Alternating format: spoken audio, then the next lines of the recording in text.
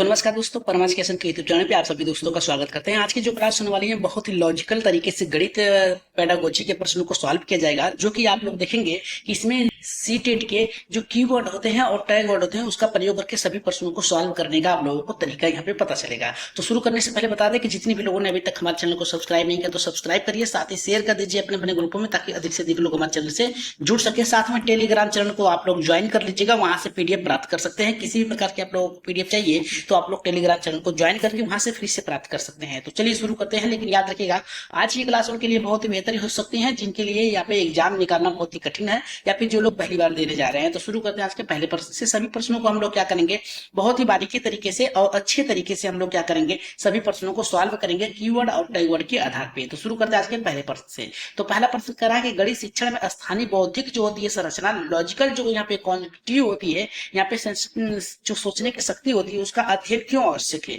तो पहला हमारा कह रहा है कि ताकि शिक्षक को बच्चों की सामाजिक पृष्ठभूमि समझ में आए।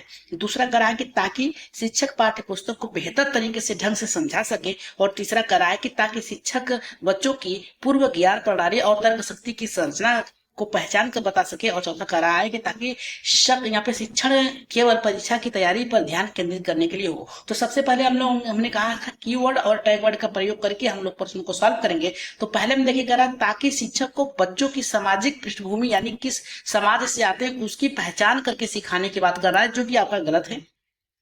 दूसरा हमारा कह रहा है यहाँ पे ताकि शिक्षक पाठ्य पुस्तक को बेहतर ढंग से समझ सके, यानी पे छात्रों को समझने की बात कर रही है, लेकिन यहाँ पे जो शिक्षक है वो पाठ को पढ़ने की बेहतर तरीके से समझने की बात कर रहा है, जो कि ये भी आपका ऑप्शन गलत है। यहाँ पे तीसरा देखिए, कह रहा है ताकि यहाँ पे शिक्षक जो है बच्चों की पूर्व ज्ञान यानी पहले क्या सीखे हैं, तर्क शक्ति की संरचना करना और उसको पहचान कर सिखाने की बात कर रहा है। तो ऑप्शन नंबर यहाँ पे तीसरा आपका सही होगा। चौथे में दिया है केवल शब्द, जो कि आपका नेगेटिव वर्ड है, ये आपका ऑप्शन क्या होगा, गलत होगा। तो जितने भी लोगों का आया यहाँ पे ऑप्शन नंबर यहाँ पे तीसरा ऑप्शन जितने भी लोगों का आया एकदम सही होगा। याद रखिएगा, टैगवर्ड और कीवर्ड के आधार पे हम लोग प्रश्नों को सॉल्व करेंगे। तो कुछ व्याख्या है इसके बारे में, उसको भी देख लेते हैं। व्याख्या में बताया गया है कि स्थानीय बौद्धिक जो होती है यानी उसके समाज में जो बुद्धि होती है, स्थानीय बुद्धि, उसकी संरचना का अर्थ बच्चों की अपनी मानसिक संरचना, उसके पूर्व अनुभव, सांस्कृतिक संदर्भ, गणितीय सोच की दिशा को समझना इसलिए जरूरी है क्योंकि प्रत्येक बच्चा अलग अलग सोचता है। जब शिक्षक इसे पहचान कर अध्यापन करता है तो अधिगम गहरा होता है और दीर्घकालीन यानी लंबे समय तक चलता रहता है। अगर हम दूसरे प्रश्न की अगर बात करें, याद रखिएगा 15 प्रश्न रखे गए हैं, जो कि आप लोगों का टारगेट आज की क्लास से 12 प्रश्नों का है। तो शुरू करते हैं आज के दूसरे प्रश्न से। तो दूसरा प्रश्न करा कि संज्ञानात्मक संघर्ष जो है यहाँ पे इसकी भूमिका या फिर कह सकते हैं इसकी जो यहाँ पे कॉग्निटिव जो होती है उसकी गणितीय शिक्षा में किस प्रकार की होती है। तो पहला कर रहा है कि यह विद्यार्थियों को भ्रमित दिया है, करता है, शिक्षा को जटिल बनाता है यानी कठिन बनाता है, जो कि एक नेगेटिव वर्ड है, इसे आप तुरंत काटिएगा। दूसरा कह रहा है कि यह विद्यार्थियों को रटने, देखिए रटने के लिए मजबूर करता है, रटना एक नेगेटिव वर्ड है, इसे भी आप लोग काट दीजिएगा। और तीसरा कह रहा है यह विद्यार्थियों की सोच को चुनौती देता है, नई समझ को विकसित करता है, एकदम राइट आंसर होगा। ऑप्शन नंबर यहाँ पे तीसरा पॉजिटिव है। और यहाँ पे कह रहा है ये केवल विशेष बच्चों के लिए उपयोगी होते हैं, जो अक्षम बालक होते हैं उसके लिए, ये तो आपका गलत है। राइट आंसर ऑप्शन नंबर यहाँ पे तीसरा आपका सही होगा। अगर हम बात करें इसकी व्याख्या के अंतर्गत क्या बताया गया है, थोड़ा सा देख लीजिए।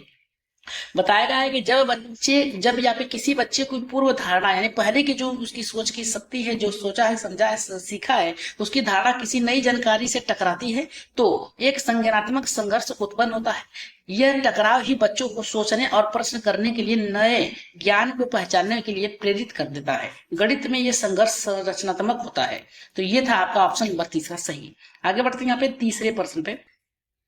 तीसरा प्रश्न देखिए यहाँ पे क्या कर रहा है। तीसरा कर रहा है कि कक्षा 5 के एक विद्यार्थी ने लिखा 9 में जो यहाँ पे 0 जोड़ने पर संख्या बदल जाती है, क्योंकि कोई चीज अगर जोड़ी जाती है या फिर जोड़ी गई है तो इस कथन का उचित शिक्षक स्तर क्या होता है। मतलब कह रहा है कि 2 + 2 होता है अगर 4, तो 2 में हम +1 जोड़ेंगे तो 3 होगा, तो 9 में अगर +0 जोड़ेंगे तो इसकी संख्या बदल जाएगी क्या, ऐसा बालक सोच रहा है। तो यहाँ पे देखिए पहला करा है बच्चों को यह बताना चाहिए कि इसका उत्तर गलत है। दूसरा करा कि बच्चों को दंडित करना चाहिए, देखिए दंड देना आपका एक नेगेटिव वर्ड है, तुरंत इसे काट दीजिएगा। और यहाँ पे तीसरा करा कि बच्चे की सोच को समझते हुए उसे शून्य के गुणा पर गतिविधि करानी चाहिए, पॉजिटिव वर्ड है, यहाँ पे इसको रखिए।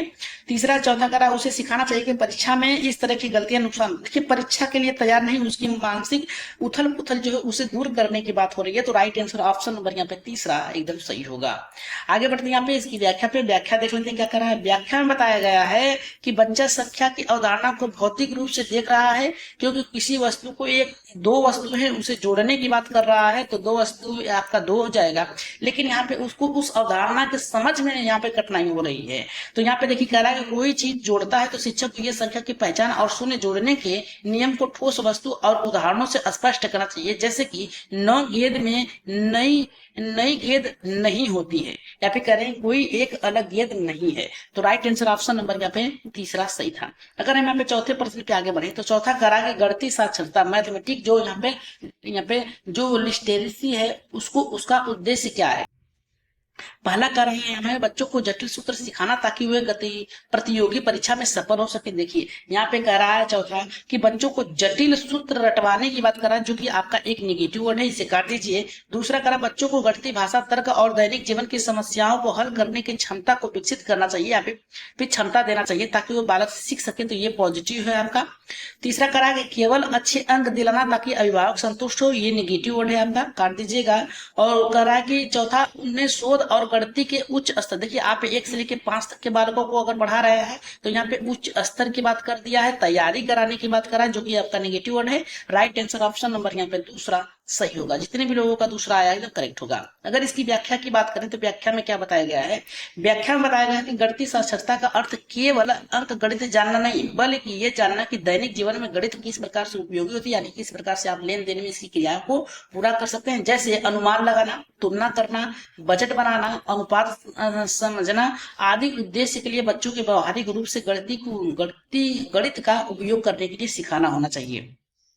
अगर हम नेक्स्ट क्वेश्चन की बात करें जो कि आपका पांचवा है, पांचवा ये कह रहा है हमारा, यदि एक बच्चा बार बार मानता है कि 1/4 बड़ी है संख्या 1/3 से, यानी 1 कह रहा है कि 4 है, किससे 1/3 से, क्योंकि ये नीचे की संख्या को हर को देख रहा है, तो इसे क्या कर रहा है कि बच्चा, क्योंकि 4 बड़ा होता है 3 से, सबसे उपयुक्त शिक्षा रणनीति क्या होगी उसे समझाने के लिए। तो यहाँ पहला करा कि उसे सूत्र रटवाना, देखिए रटवाना कर रहा है कि एक निगेटिव वर्ड है, रटवाना नहीं उसे समझाना है। दूसरा करा कि उसे बताना चाहिए कि वो मूर्ख है, ये भी देखिए मूर्ख ने उसकी जो आवश्यकताएं हैं, जो भी उसकी कौतूहल है, जो भी उसकी सोचने की शक्ति, उसको सही तरीके से एक मार्ग देना चाहिए।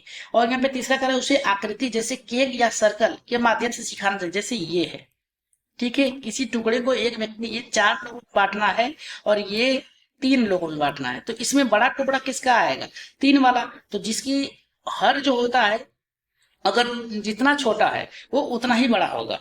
तो ये ऑप्शन आपका पी जो सॉरी यहाँ पे पॉजिटिव होगा, यानी तीसरा ऑप्शन आपका सही होगा। चौथा करा उसे गणना करने के सही तरीके से सिखाना चाहिए, गणना नहीं करना है, उसे तुलना बताना है, कौन सा छोटा कौन सा बड़ा है, तो यहाँ पे राइट आंसर ऑप्शन नंबर तीसरा सही होगा। अगर हम बात करें यहाँ पे इसकी व्याख्या की, तो व्याख्या बताया गया है कि बच्चा हर बार भिन्न के केवल हर के अंश को देखता है, हर के अंक को देखता है, जबकि हम उसे आकृति में भाग दिखाना चाहिए, जैसे कि 1/4 1/3 के हिस्सों को तुलना करना चाहिए, कौन सा बड़ा है कौन सा छोटा है। आगे बढ़ेंगे यहाँ पे नेक्स्ट प्रश्न जो कि छठा है। छठा प्रश्न हमारा देखिए क्या करा, अगर क्लास बेहतर लग रही हो तो आपने एक बार सब्सक्राइब कर दीजिएगा और चैनल को सब्सक्राइब करके शेयर कर दीजिएगा और टेलीग्राम चैनल को ज्वाइन करके पीडीएफ प्राप्त कर सकते हैं। तो इसका आंसर आप लोग कमेंट में बताइएगा कि छठे का आंसर क्या होगा। अगर गणित में गलत उत्तर रॉन्ग आंसर के प्रति शिक्षक का सकारात्मक दृष्टिकोण क्या होना चाहिए। पहला करा है गलत उत्तर तुरंत सही करके आगे बढ़ाना चाहिए।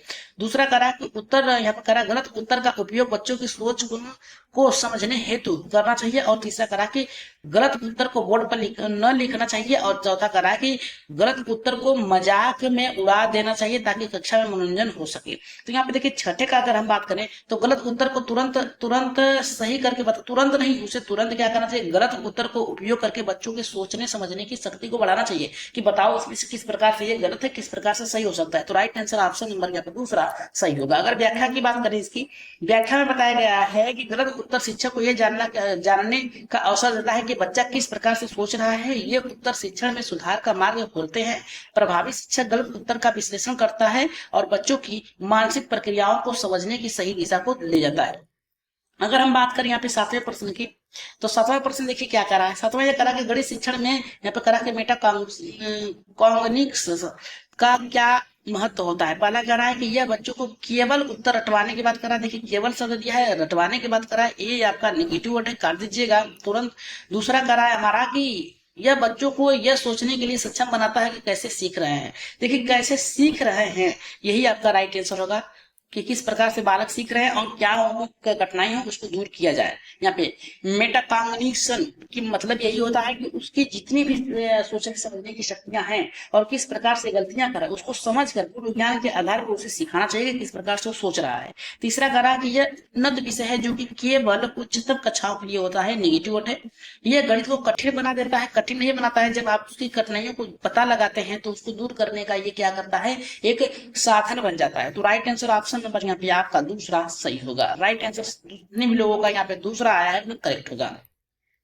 अगर हम इसकी व्याख्या की बात करें तो व्याख्या में ये बताया गया है कि मेगा कॉग्निशन का अर्थ जो होता है अपने सोच और विचारों करना होता है। जब छात्र सोचते हैं कि गणित कैसे सीखते हैं, ये गलती करते हैं तो वे अधिक प्रभावी तरीके से सीखते हैं। ये महत्व यहाँ पे आत्म मूल्यांकन का, आत्म विकास का एक प्रक्रिया होता है।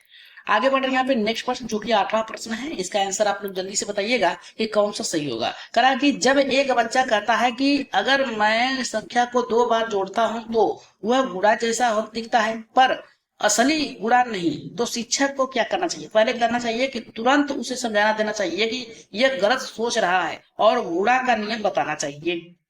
देखिए तुरंत नहीं, उसे समझाना चाहिए, तो ये तो गलत है। दूसरा कह रहा है कि उसकी सोच का सम्मान करते हुए, क्योंकि वो सोच रहा है ना, सोच का सम्मान करते हुए जोड़ और गुणा के बीच के संबंध को खोजने के लिए प्रेरित करना चाहिए, एकदम पॉजिटिव वर्ड है। दूसरा कह रहा है कि उसे रटवाना चाहिए, नेगेटिव वर्ड है, इसे काट दीजिएगा आप लोग। कह रहा है उसके अभिभावक को बुलाकर शिकायत नहीं कर सकते हैं, आप उसे समझाने का प्रयास करें कि इस प्रकार से होगा। राइट आंसर ऑप्शन नंबर यहाँ पे दूसरा एकदम करेक्ट होगा। अगर हम बात करें यहाँ पे इसकी व्याख्या की, तो व्याख्या में ये बताया गया है हमें कि यह कथन इस ओर संकेत करता है कि बच्चा गणितीय संबंधों को स्वयं समझने की कोशिश कर रहा है। शिक्षक को इसका उपयोग करते हुए गणित द्वारा सिखाया जाना चाहिए कि गुणा बार बार जोड़ने का ही नाम है। यह रचनावादी दृष्टिकोण का उदाहरण होता है। अगर हम बात करें यहाँ पे 9वें प्रश्न की, जिसका आंसर आप लोग कमेंट बॉक्स में दीजिएगा और बताइएगा कि इसका आंसर क्या होगा। कह रहा कि गणित के मूल्यांकन के प्रति प्रगति आधारित निरंतर मूल्यांकन जो कहता है फॉर्मेटिव असेसमेंट होता है, इसका मुख्य उद्देश्य क्या होता है या फिर मुख्य भूमिका क्या है। पहला करा है केवल रिपोर्ट कार्ड भरने के लिए, दूसरा करा है विद्यार्थियों को पास फेल करने के लिए, तीसरा करा है कि बच्चों की सोच गलतियां और सिखाने की प्रक्रिया को पहचान कर शिक्षण में सुधार लाने के लिए, चौथा करा है कि केवल बोर्ड के निर्देश का पालन करना। तो पहला सही होगा, दूसरा सही होगा, तीसरा सही होगा या फिर चौथा। इसका आंसर आप लोग कहाँ देंगे, कमेंट बॉक्स में देंगे। अगर बेहतर तरीके से आज की क्लास आप लोगों ने देखी है तो कमेंट बॉक्स में इसका आंसर दीजिएगा। अगर आपकी कोई भी डाउट हो तो कमेंट में कर दीजिएगा, उसी देख कर दूर करने का प्रयास किया जाएगा। तो आगे बढ़ते हैं यहाँ पे हम लोग 10वें प्रश्न पे। 9वें का आंसर आप लोग कमेंट बॉक्स में दीजिएगा। करा कि एक शिक्षक बच्चों से यह प्रश्न पूछता है, यदि 3 बच्चों को 12 आम बराबर बराबर बांटना है, 3 बच्चा है, इनको 12 आम बराबर बराबर बांटना है, तो प्रत्येक को कितने आम मिलेंगे। यह प्रश्न किस प्रकार की शिक्षण नीति कर रहा है। तो सबसे पहले उसे भाग विधि का प्रयोग करना चाहिए कि 12 आम है, 3 लोगों में बांटना है बराबर बराबर, तो 4 आम आएंगे। ठीक है, कितना आएंगे, 4 आम आएंगे। तो इस प्रकार से बताया, केवल मौखिक अभ्यास कराने के लिए गलत है। औपचारिक परिभाषा की पुनरावृत्ति दोहराने के लिए नहीं, जीवन से जुड़ी समस्या के माध्यम से भाग का प्रयोग। देखिए भाग का प्रयोग करने के यानी भाग विधि का प्रयोग किए हैं। राइट आंसर आपका यहाँ पे तीसरे के साथ जाएगा। यहाँ पे समय व्यर्थ करने वाला प्रश्न है, सामान्य प्रश्न, गलत है। राइट आंसर यहाँ पे इसका आंसर जाएगा यहाँ पे तीसरा ऑप्शन यहाँ पे सही होगा। अगर व्याख्या की बात करें हम, तो व्याख्या में ये बताया गया है कि इस तरह के प्रश्न जीवन से जुड़ी होते हैं। बच्चे समस्या को समझकर गणितीय संक्रियाओं का उपयोग करना सीखते हैं। यह संज्ञानात्मक और व्यवहारिक अधिगम को जोड़ता है। तो राइट आंसर आपका ऑप्शन नंबर यहाँ पे तीसरा सही है। अगर हम बात करें यहाँ पे 11वें प्रश्न की, तो देखिए 9वें का आंसर आप लोग कमेंट बॉक्स में जरूर दीजिएगा, बताइएगा कि आंसर उसका कौन सा सही होगा। अगर क्लास बेहतर तरीके से आप लोगों ने देखा है तो। गणित शिक्षण में त्रुटि विश्लेषण जो होता है, एरर एनालिसिस जो होता है, इसका मुख्य उद्देश्य क्या होता है। कह रहा है कि बच्चों को उसकी गलतियां याद रखने के लिए मजबूत करना। देखिए याद करने के लिए दिया है, नेगेटिव वर्ड है। यहाँ पे देखिए क्या कर रहा है हमारा, यहाँ पे करा कि बच्चों को बार बार गलतियां करके सीखने देना चाहिए। देखिए बार बार गलतियां कर रहे हैं उसको दूर करने की बात होनी चाहिए, याद रखिएगा ये गलत से आपका है। करा बच्चों को सोच और गलतियों के पीछे के कारण की पहचान करना चाहिए कि काहे गलत कर रहे हैं या फिर क्यों गलत कर रहे हैं। तो राइट आंसर आपका ऑप्शन नंबर यहाँ पे जाएगा तीसरा सही। यहाँ पे चौथा करा है कि इसकी रिपोर्ट कार्ड बच्चों की गलतियों की प्रमुखता को दर्शाती है। देखिए रिपोर्ट कार्ड बच्चों की गलतियों को दिखाती नहीं, यहाँ पे एरर एनालिसिस कर रहा है, बात कर रहा है त्रुटि विश्लेषण, तो उसको दूर करना चाहिए, पहचानना चाहिए कि आखिर गलतियां कहाँ कर रहा है जो। तो राइट आंसर ऑप्शन नंबर यहाँ पे तीसरा आपका सही होगा। आगे बढ़ते हैं इसकी व्याख्या की। व्याख्या देख लेते हैं क्या कह रहा है। व्याख्या में बताया कि जब हम बच्चों की गलतियों का विश्लेषण करते हैं तो ये समझते हैं कि यहाँ कहाँ गलतियां क्यों गलतियां कर रहे हैं। विश्लेषण से उन्हें बेहतर तरीके से ढंग से सिखाने में मदद मिलता है। यह एक रचनात्मक मूल्यांकन है। आगे बढ़ते हैं यहाँ पे हम लोग 12वें प्रश्न 12 का देखिए क्या कर रहा है कि यदि एक शिक्षक कक्षा में गणित को केवल प्रश्न उत्तर अभ्यास पुस्तिका के माध्यम से पढ़ा रहा है तो इसे संभावित क्या प्रभाव होंगे। तो पहला करा बच्चों में अवधारणात्मक स्पष्टता बेहतर होगी। अगर देखिए वो क्या कर रहा है यहाँ पे केवल प्रश्न उत्तर के माध्यम से पढ़ा रहा है तो यहाँ पे केवल अवधारणाओं से यहाँ पे अवधारणा स्पष्टता बेहतर होगी नहीं, बच्चों की रचनात्मक शक्ति बढ़ेगी नहीं, केवल पे बल दे रहा है ना, केवल पे बल दे रहा है तो केवल एक ही प्रश्न से थोड़े ना होगा। बच्चे रटने पर निर्भर हो जाएंगे और गहरी समझ नहीं बन पाएगी। सही एकदम रटे रटाए बधे बधाए प्रश्न देंगे क्योंकि वो प्रश्न उत्तर केवल प्रश्न उत्तर की बात कर रहा है। जैसे अपने पूछ दिया कि बताओ भारत की राजधानी कहाँ है, नई दिल्ली, बात में बच्चा रट के आया, इस प्रकार से होगा। कहेगा कि 2+2 कितना होता है तो कहेगा बच्चा 4, यानी रटे रटाए होंगे। तो यही ऑप्शन क्या होगा आपका सही होगा, राइट आंसर जाएगा तीसरे के साथ जाएगा। अगर हम बात करें इसकी व्याख्या की, व्याख्या में बताया गया है कि केवल अध्यापन पुस्तिका या रटने पर बच्चे की गणितीय सोच नहीं विकसित कर पाते हैं। बच्चों को समझने के लिए अवधारणात्मक स्पष्टता, संदर्भ आधारित समस्या और संवाद पर आवश्यक होता है ताकि बालक सोच सके बेहतर तरीके से। अगर 13वें प्रश्न की अगर बात करें तो ये करा है गणितीय अवधारणा के निर्माण में मल्टी यहाँ पे करा रिफ्रेशन अनेक अभिव्यक्तियां जो होती हैं क्या महत्व करता है। पहला करा है कि केवल सुंदर चित्र बनाने के लिए केवल शब्द दिया है, निगेटिव वर्ड है, काट दीजिए। दूसरा करा है कि बच्चों को भ्रमित करने के लिए होना चाहिए, भ्रमित नहीं होता है, इसे पहचानने में मदद मिलती है, निगेटिव वर्ड है, काट दीजिए। करा है कि बच्चों को संख्या, आकृति, प्रतीक, शब्द और वास्तविक जीवन के रूप में एक विचार को विभिन्न तरीकों से समझना एकदम राइट आंसर है, पॉजिटिव है। आपका राइट आंसर जाएगा आपका ऑप्शन नंबर यहाँ पे तीसरा सही होगा। पाठ्य पुस्तक की सजावट से नहीं होगा, गलत है। राइट आंसर आपका जो था ऑप्शन यहाँ पे तीसरा करेक्ट है। अगर आगे बढ़े इसकी व्याख्या पे तो व्याख्या में देखिए क्या करा है कि जब हम किसी एक अवधारणा को अलग अलग रूपों से जैसे चित्रों और शब्दों प्रतीकों के माध्यम से प्रस्तुत करते हैं तो बच्चों को गहराई समझ होती है। जैसे चित्रों के माध्यम से समझाने से छोटे जो बालक होते हैं अच्छे तरीके से सीख लेते हैं, समेकित ज्ञान का निर्माण करते हैं, अपने को उस पात्र में ढाल लेते हैं। तो यहाँ पे देखिए क्या करा 14, यदि एक विद्यार्थी कहता है गणित केवल वही है जो किताबों में लिखा है तो यह किस शिक्षण दृष्टिकोण की यहाँ पे विफलता को बताता है। तो पहला करा रचनावादी दृष्टिकोण को सफलता है। देखिए ये तो आपका ऑप्शन गलत है। दूसरा करा गतिविधि आता है, जब वो बता रहा है कि केवल किताबी है तो ये गतिविधि तो होगा नहीं। यांत्रिक रटन शैली की शिक्षा को विफलता करता है, एकदम सही है, यांत्रिक है क्योंकि वो सोच रहा है कि रटना पे है। यहाँ पे करा गणित की कठिनाई को दर्शाने वाली छात्र सोच है नहीं, राइट आंसर ऑप्शन नंबर यहाँ पे तीसरा सही होगा। जितने भी लोगों का यांत्रिक आया है एकदम सही होगा। आगे बढ़ रहे हैं यहाँ पे नेक्स्ट प्रश्न पे जो कि लेकिन उससे पहले इसकी व्याख्या करा। इस कथन में यह स्पष्ट है कि बच्चा गणित को केवल सीमित और सांस्थिक या स्थैतिक विषय समझता है। यह शिक्षा पद्धति की विफलता है जो कि गणित में केवल किताबों और रटने के ज्ञान से तक सीमित रखती है।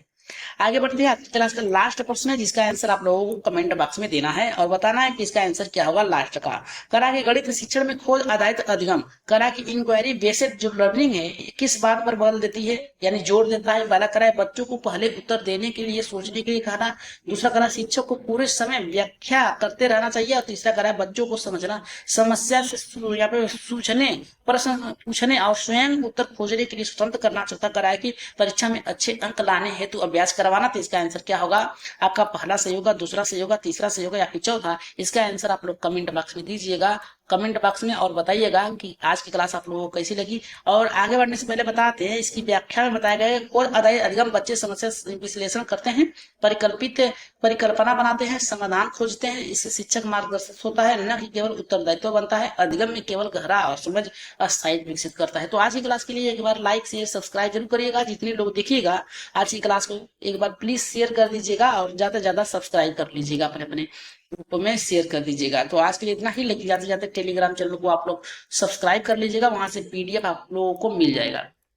तो आज के लिए इतना ही, धन्यवाद। लाइक जरूर करिएगा। अगली क्लास जल्द ही मिलते हैं बेहतर तरीके से, उसको भी इसी तरीके से आप लोगों के लिए व्याख्या के साथ प्रस्तुत करेंगे। तो आज के लिए इतना ही, धन्यवाद।